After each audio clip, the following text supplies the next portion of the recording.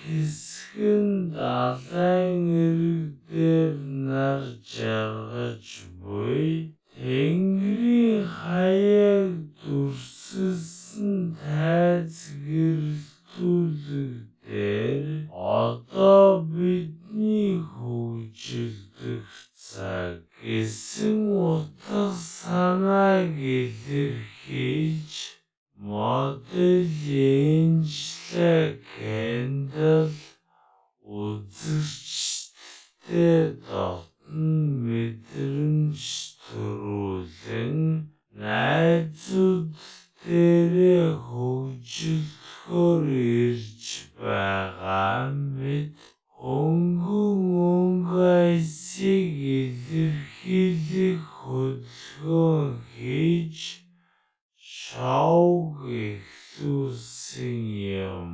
Энэ нь шоуны хөнгөн завсарлага болж чадсан байна. Харин 6 дугаар хэсэг нь хүчирхэг байдал, өөртөө итгэлтэй байдлыг илэрхийлсэн ба түлхүү плас-сайз модельүүдийг оруулж шоуг миссиелёд артистийн үзүүлбэрээр хаалаа. 1200 гаруй үзэгч амьд тоглолтыг дэргэдээс нь үзэж